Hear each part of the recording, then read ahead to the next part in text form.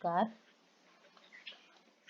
हिंदी आधार जिसका कोड 302 है, कक्षा 12वीं का सत्र 2022-23 की परीक्षा हेतु पाठ्यक्रम जो सीबीएसई द्वारा निर्धारित किया गया है। इसमें परीक्षा अब वर्ष में एक ही बार ली जाएगी और प्रश्न पत्र के 2 खंड होंगे जो कि खंड आ और खंड बा में विभाजित होंगे। यानी अब आपके बहुविकल्पीय प्रश्न और वर्णनात्मक प्रश्न दोनों ही पूछे जाएंगे। खंड आ में वस्तुपरक प्रश्न 45 वस्तुपरक प्रश्न पूछे जाएंगे, जिसमें से आपको केवल 40 प्रश्नों के उत्तर देने होंगे। और खंड बा जो कि वर्णनात्मक प्रश्न इसमें पूछे जाएंगे और इन प्रश्नों में आंतरिक विकल्प भी दिए जाएंगे। इस प्रकार से आपका प्रश्न पत्र कुल 100 अंकों का होगा, जिसमें से 80 नंबर आपकी लिखित परीक्षा का होगा और 20 नंबर आपके आंतरिक मूल्यांकन पर दिए जाएंगे। इसके लिए निर्धारित समय 3 घंटा होगा, जिसका 80 नंबर का प्रश्न पत्र होगा। और खंड आ जो कि वस्तुपरक प्रश्न का होगा, इसमें पहला प्रश्न होगा आपका अपठित गद्यांश। इसमें अ और बा दो आंतरिक विकल्प होंगे, जिसमें एक अपठित गद्यांश होगा और दूसरा अपठित पद्यांश। अपठित गद्यांश जो कि लगभग 300 शब्दों का होगा, इसमें से एक एक अंक के आपके 10 प्रश्न पूछे जाएंगे, यानी कुल 10 अंक का गद्यांश होगा। और दूसरा आपका अपठित पद्यांश होगा, इसमें आपको विकल्प दिया रहेगा, 2 में से कोई एक पद्यांश करना होगा और ये लगभग 150 शब्दों का होगा और एक एक अंक के 5 प्रश्न पूछे जाएंगे, यानी अपठित गद्यांश और काव्यांश कुल 15 अंकों का होगा।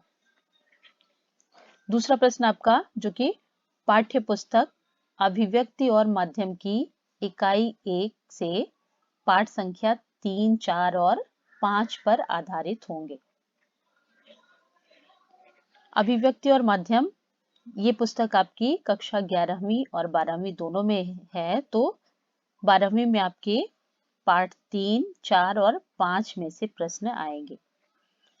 इसमें से प्रश्न बहुविकल्पात्मक होंगे, यानी मल्टीपल चॉइस के प्रश्न होंगे, एक एक अंक के 5 प्रश्न, यानी इस पुस्तक से आपके 5 प्रश्नों के प्रश्न आएंगे जो 5 अंक के होंगे। तीसरा प्रश्न आपका पाठ्य पुस्तक आरोह भाग 2 से है, जिसमें बहुविकल्पात्मक प्रश्न पूछे जाएंगे जो 10 नंबर के होंगे, जो 10 अंकों के होंगे।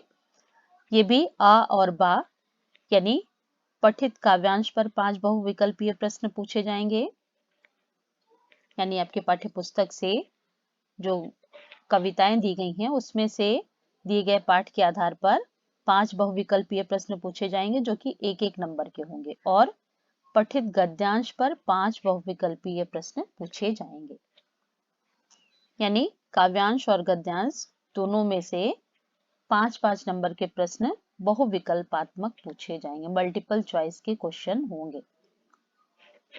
प्रश्न 4 पूरक पाठ्यपुस्तक वितान भाग 2 से बहुविकल्पात्मक प्रश्न पूछे जाएंगे। आपकी पूरक पाठ्यपुस्तक वितान भाग 2, इसमें से एक एक अंक के 10 प्रश्न पूछे जाएंगे, यानी 10 अंकों के बहुविकल्पीय प्रश्न वितान से पूछे जाएंगे।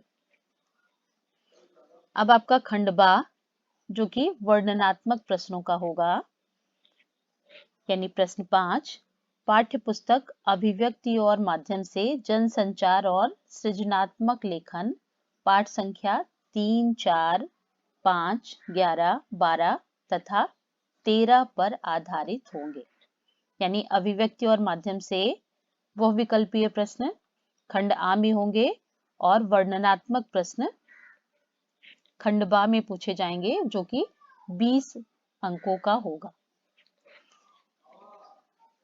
पांचवें प्रश्न में पहला होगा, दिए गए 4 अप्रत्याशित विषयों में से किसी एक विषय पर लगभग 120 शब्दों में रचनात्मक लेखन, यानी किसी भी एक विषय पर अप्रत्याशित, यानी जिन विषयों के बारे में आपको पहले से पता नहीं है, अप्रत्याशित विषय होंगे, उन पर लगभग आपको अपनी रचनात्मकता के आधार पर 120 शब्दों में लेखन करना होगा, जो कि 6 अंक के होंगे। 6 अंक का एक प्रश्न होगा अप्रत्याशित विषय से संबंधित।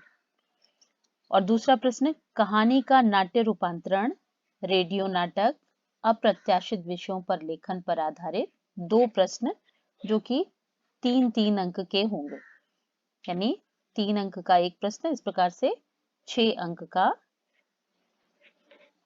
और पांचवें प्रश्न का तीसरा, पत्रकारिता और जनसंचार माध्यमों के लिए लेखन पर आधारित 3 में से 2 प्रश्न, यानी 3 प्रश्न दिए होंगे जिनमें से आपको 2 प्रश्न करने होंगे, और ये 4 अंक का एक प्रश्न होगा, यानी 8 अंकों का आपका तीसरा प्रश्न होगा। प्रश्न 6, पाठ्य पुस्तक आरोह भाग 2। इसमें छठे प्रश्न में पहला प्रश्न आपका, काव्य खंड पर आधारित 3 प्रश्नों में से किसी 2 प्रश्नों के उत्तर लगभग 60 शब्दों में, जो कि 3-3 अंक के 2 प्रश्न, यानी 6 अंकों का होगा। और दूसरा, काव्य खंड पर आधारित 3 प्रश्नों में से किन्हीं 2 प्रश्नों के उत्तर लगभग 40 शब्दों में, यानी शब्दों का आपको ध्यान देना पड़ेगा, शब्दों के अनुसार ही आपके अंक हैं, यानी 60 शब्दों में जिन उत्तरों को लिखना है उसके 3 अंक होंगे, और लगभग 40 शब्दों में जिसके उत्तर लिखना है उन प्रश्नों के अंक 2 होंगे, यानी इस प्रकार से 2 प्रश्न आपको करने हैं, किन्हीं 3 प्रश्नों में से 2 के उत्तर आपको देने होंगे, तो 4 अंक का। और तीसरा प्रश्न, गद्य खंड पर आधारित 3 प्रश्नों में से किन्हीं 2 प्रश्नों के उत्तर, यानी काव्य में से जिस प्रकार से उसी प्रकार से गद्य में से भी 3 प्रश्नों में से किन्हीं 2 प्रश्नों के उत्तर लिखने हैं, जो लगभग 60 शब्दों में होंगे, इस प्रकार से ये 6 अंक का होगा। और चौथा प्रश्न, गद्य खंड पर आधारित 3 प्रश्नों में से किन्हीं 2 के उत्तर लगभग 40 शब्दों में, जो कि 4 अंक, 2 प्रश्न यानी 2-2 अंक के 2 प्रश्न, यानी 4 अंक के होंगे। और आपके जो 20 अंक जो आंतरिक मूल्यांकन के आधार पर देने हैं, वो श्रवण तथा वाचन कौशल, यानी श्रवण यानी सुनना, वाचन बोलना, यानी आपकी वाचन और श्रवण कौशल की अभिव्यक्ति के आधार पर आंतरिक मूल्यांकन आपका किया जाएगा। और आपका यानी परियोजना कार्य आपके विद्यालय में शिक्षक अथवा शिक्षिका द्वारा दिया गया जो भी परियोजना कार्य होगा वह 10 अंकों का होगा। इस प्रकार से 80 अंक आपके लिखित परीक्षा के होंगे और 20 अंक आपके आंतरिक मूल्यांकन के आधार पर दिए जाएंगे। इस प्रकार से आपका कुल 100 अंकों का मूल्यांकन होगा। और इस सत्र में सीबीएसई ने आपके पाठ्यक्रम से निम्नलिखित पाठों को हटा दिया गया है। आरोह भाग 2 काव्य खंड में से गजानन माधव मुक्तिबोध द्वारा लिखित सहर्ष स्वीकारा है, इस पाठ को पूरी तरह से हटा दिया गया है। और फिराक गोरखपुरी द्वारा लिखित गजल, इसे भी आपके पाठ्यक्रम से हटा दिया गया है। और गद्य खंड में से विष्णु खरे द्वारा लिखित चार्ली चैपलिन यानी हम सब, ये पाठ हटा दिया गया है। और गद्य खंड का दूसरा पाठ रजिया सज्जाद जहीर, इनके द्वारा लिखित नमक पाठ को भी हटा दिया गया है। इस प्रकार से आरोह पाठ्य पुस्तक से आपके काव्य खंड से 2 पाठ और गद्य खंड से भी 2 पाठ हटा दिए गए हैं।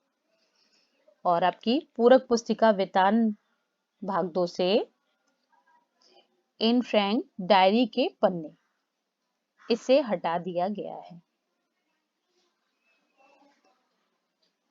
इस प्रकार से इस पूरे पाठ्यक्रम को क्रमशः लगभग 1 माह के अंदर इस YouTube चैनल पर पूरा कर दिया जाएगा,